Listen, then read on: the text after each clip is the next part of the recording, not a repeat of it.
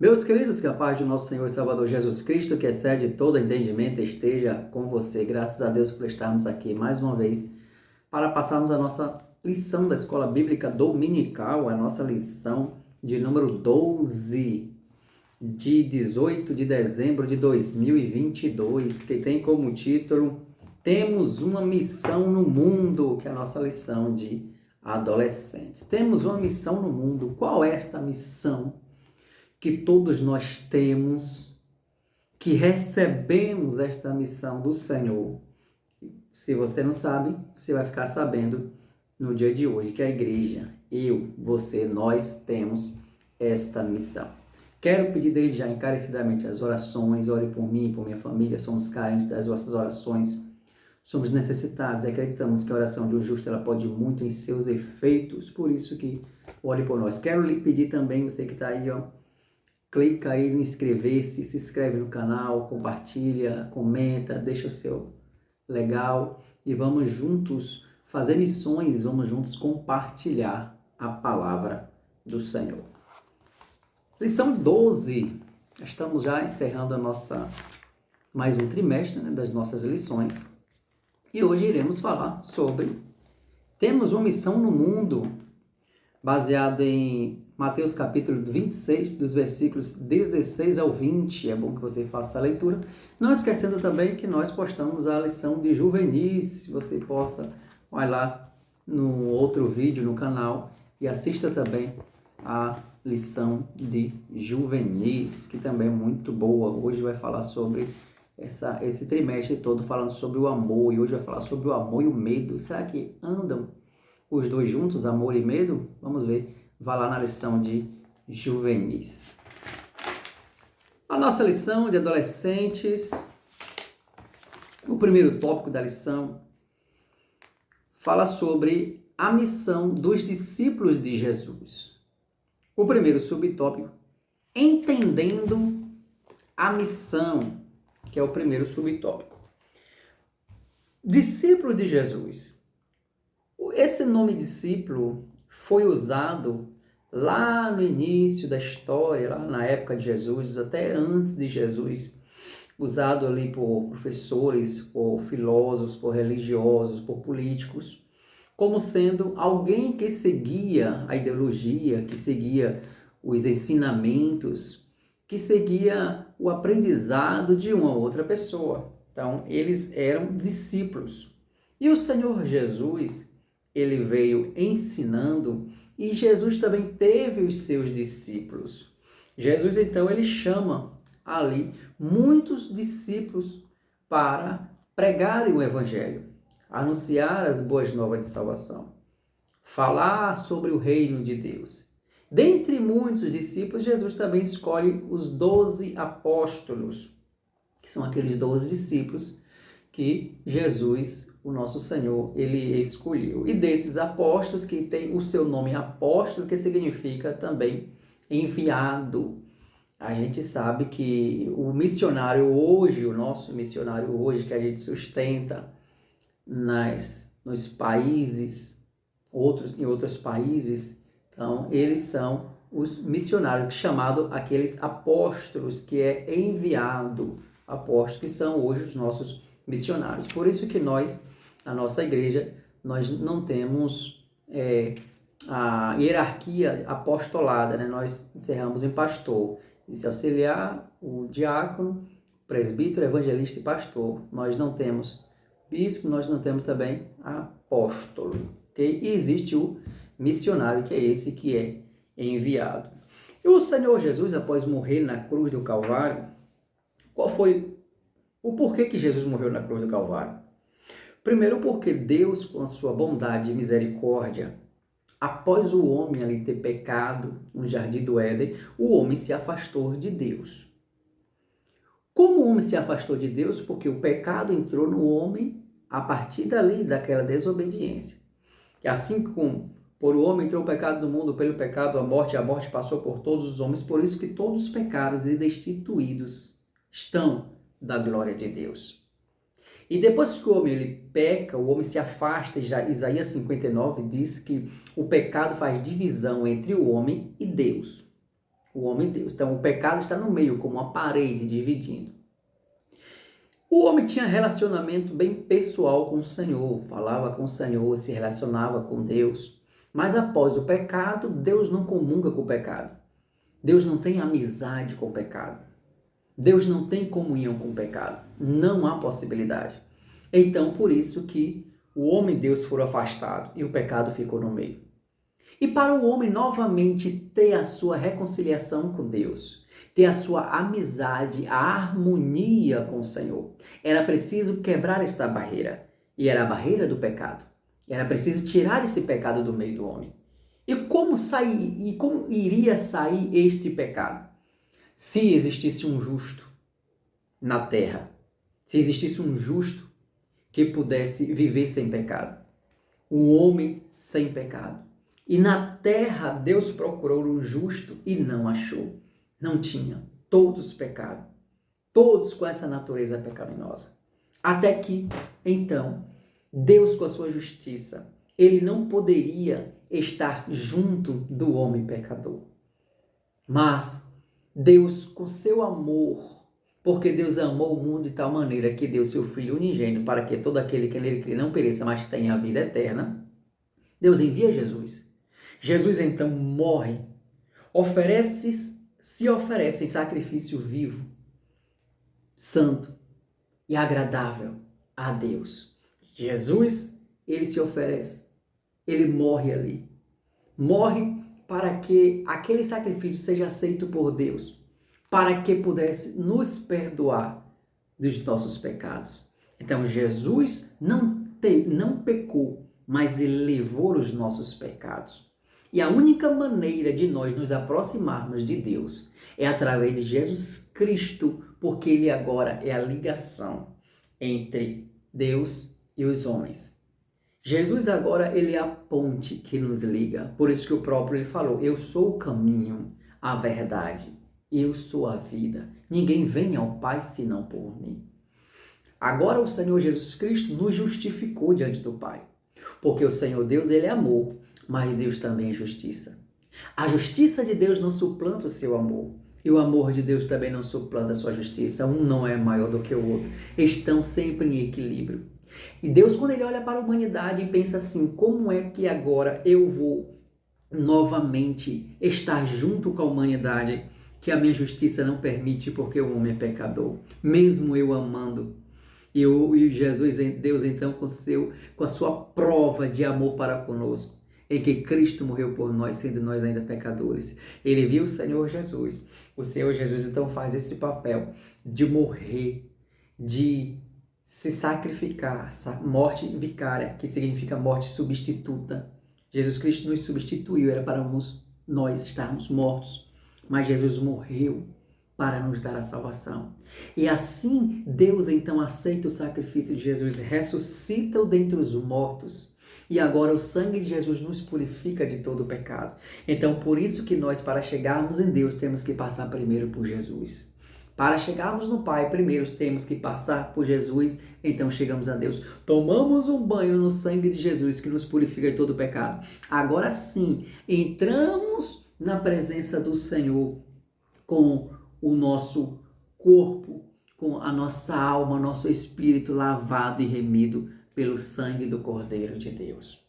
Esta foi a missão de Jesus Cristo na terra. E Jesus, ele cumpriu a sua missão. Mas, depois que o Senhor Jesus cumpriu essa missão, o Senhor Jesus agora chamou os seus discípulos para que eles fossem a Jerusalém, Judeia, Samaria e os confins da terra, anunciar isso para todo mundo. Os discípulos de Jesus precisavam agora dizer para todo mundo: olha, existe salvação, o homem não está mais perdido. Deus enviou o seu Filho Jesus para morrer pelos pecadores, por nós, para nos reconciliarmos novamente com Ele. E esta mensagem de salvação foi o que o Senhor Jesus, aqui no subtópico de número 2, cumprindo a missão, o Senhor Jesus designou para todos os cristãos, todos aqueles que aceitam Jesus, todos aqueles que reconhecem Jesus como seu único, suficiente Salvador, tem que levar esta mensagem para toda a humanidade. Então, você, eu, nós precisamos fazer missões, levando a palavra de Deus, que seja na escola, que seja no trabalho, que seja na rua, que seja por internet, que seja onde for. Eu preciso dizer, olha só, existe um caminho que é Jesus. Não existe outro caminho para chegar em Deus. O único caminho, a verdade e a vida, a única porta é o Senhor Jesus. Então, nós necessitamos pregar a palavra. Mas se ele quiser converter ou não, já não é obrigação nossa. Nós não convertemos ninguém, nós pregamos o que Jesus Cristo mandou pregar. Quem convence o homem do pecado, da justiça e do juízo é o Espírito Santo de Deus. Então, a obrigação minha, a obrigação sua é pregar o Evangelho, anunciar as boas novas de salvação. E depois que pregamos, o Espírito Santo faz a parte dele agora, que é convencer as pessoas dos seus pecados, da justiça e do juízo. Então, finalizamos aqui esse primeiro tópico, que é entendendo a missão. Eu preciso entender o porquê que eu devo falar de Jesus e cumprir essa missão, falar daquilo que eu já entendo. Então, se você não entende o porquê Jesus morreu, você não tem como você falar, mas agora que você já entende o porquê que Jesus morreu, agora é necessário falar de Jesus Cristo. Amém? E para esta lição de domingo, como se fala dessa missão no mundo, seria um desafio muito grande, meu e seu, a gente colocar esta lição em prática. Falar de Jesus Cristo, marque o evangelismo aí com os seus adolescentes, marque o evangelismo aí com a sua igreja e vá fazer de fato o que esta lição está nos ensinando a não falar do nosso Senhor e Salvador Jesus Cristo. Ok? O tópico de número 2 diz assim, chamados para fazer a diferença. Depois que o Senhor Jesus ele chama os seus discípulos, depois que o Senhor Jesus ele começa agora, depois que chama, Jesus começa agora a ensinar os seus discípulos que eles não são mais as mesmas pessoas, que agora que eles se converteram a Cristo Jesus, que agora que eles reconheceram que Cristo era o Messias, que Cristo era de fato o Filho de Deus. Aí o Senhor Jesus então fala para ele, agora você é o sal da terra. E o que é o sal da terra? O sal a gente conhece de maneira metafórica quando Jesus disse que nós somos o sal. Porque o sal serve para quê? Serve para salgar, temperar, preservar a comida. E naquele tempo que não tinha geladeira, o sal era necessário o sal para preservar a alimentação. E por isso que o sal era muito importante até hoje, nos dias de hoje. Você pode comer uma comida, mas se você vai logo perceber, essa comida está sem sal. Ou então vai dizer, esta comida está com um pouquinho salgada. Por isso que o Jesus Cristo fala assim, olha, vós sois o sal da humanidade. Então, para nós sermos o sal da humanidade, nós temos que ser cristãos presentes na sociedade, fazendo a diferença na medida em que ela deve ser. Como é na medida que deve ser? Então, eu tenho certeza que eu sou o sal da terra, e o sal faz a diferença na alimentação. Se você come uma alimentação sem sal, você vai sentir falta. Se você come uma alimentação com sal demais, também você vai perceber. Então, você é o sal da terra. E se você é o sal, você tem que salgar da maneira correta. Você tem que estar ali, fazendo a diferença na maneira certa. Fazendo a diferença com que os outros vejam em você que você tem Cristo Jesus. Que você tem algo diferente. Que é bom estar do seu lado, que é bom te ouvir, que é bom estar presente com você, porque você traz um sabor diferente à vida. E esse sabor que você traz é Jesus Cristo. O brilho do Espírito Santo começa a resplandecer em você. A luz de Cristo, o cheiro suave de Cristo começa a exalar de você. E todos vão compreender que, de fato, existe algo em você que não existe no mundo. Você é o sal da terra. E o Senhor Jesus, ele continua. Vós sois também a luz do mundo. Um período em que Jesus ele ensina isso, não tinha essa energia elétrica que nós vemos, não tinha esses postes que nós vemos na rua. E aí Jesus mostra que existia aquele candeeiro. Então, a importância da luz. E quando a luz chega, as trevas se dissipam. E a luz, ela ilumina no meio das trevas. Então, quando o Senhor Jesus ele fala, olha, você sou a luz do mundo, então essa luz precisa brilhar, essa luz precisa ser levantada para que todos enxerguem essa luz, mas levantada como? Levando o nome do Senhor. Eu sou a luz do mundo, você também é a luz do mundo. E por sermos luz, nós não temos comunhão com as trevas. Onde nós chegamos, temos que demonstrar luz. Onde nós chegamos, temos que iluminar com boas ações, com boas práticas, com boas falas e com boa vivência. Assim você é a luz do mundo. E o tópico